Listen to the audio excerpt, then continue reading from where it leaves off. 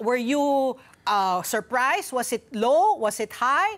What's your take po dito po sa nangyaring na survey po ng Pulse Asia noong February 20 to 26? Well, parehas lang po tayo ng reaction, Ma'am Pat. Hindi naman po tayo nagulat sa resulta ng survey na yan ng Pulse Asia. Oo. So you agree with the numbers or do you feel na parang medyo dapat mas mataas o mas mababa? Yung 37.9 na magulo ang politics? Parang 37.9% lang. Oo, tsaka 17. Ang naniniwala na magulo ang politics sa atin. Tsaka 17.3% na corrupt, ilang? 17.3% lang naniniwalang corrupt? Kaya nga, attorney.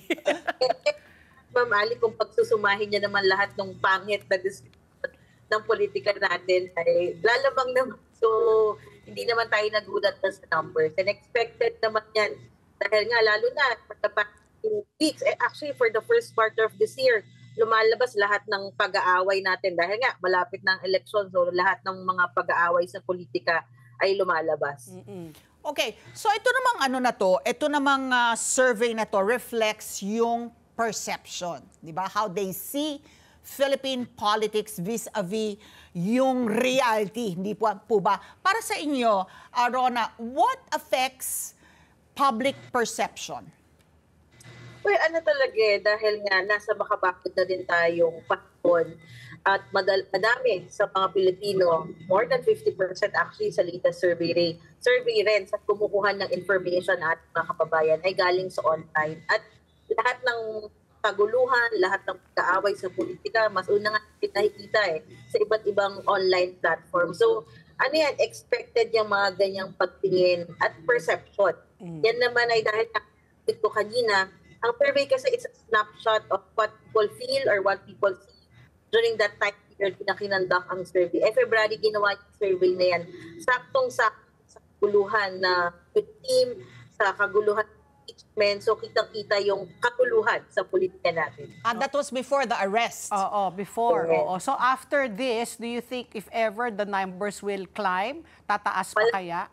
At yan, mas tataas pa yan naman, Pat. Dahil nga, mas pagulo na.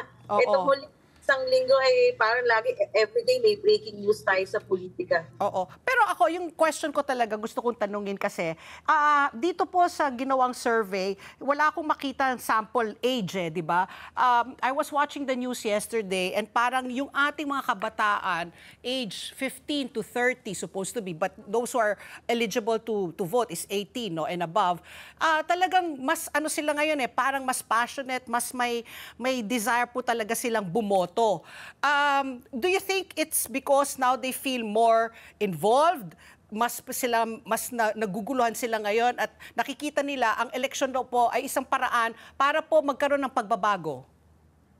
Kasi kung titignan mo yung segment ng puting population natin, yung edad ng pagboto o yung 18 to 30 years old nga na nabanggit ko kapat, more than 50% na yan ng population natin. So nakikita na mga kabataan from all aspects of life na kailangan talaga mag-elab kasi nararamdaman nila na malaki yung epekto ng eleksyon, lalo na sa pamamahala na makukuha natin pagkatapos ng election.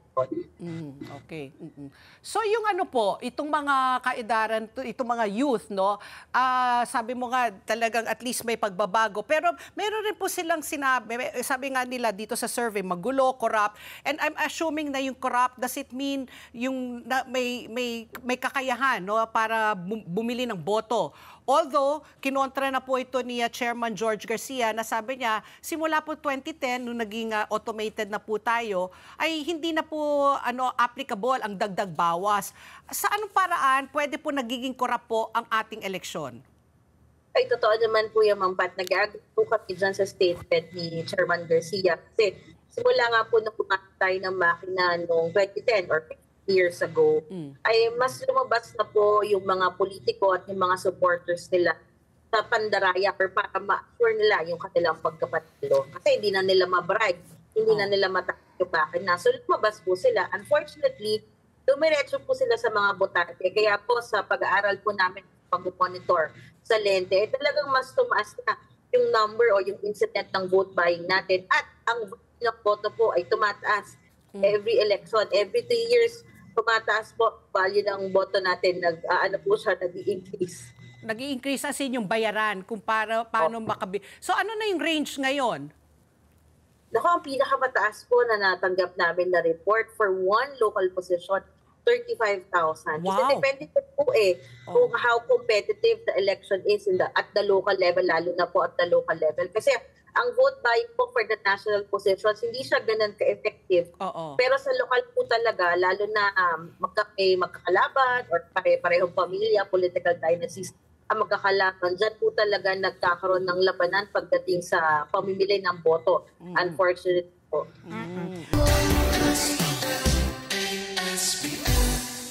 Let's get together. Sunday 25. Sunday 25.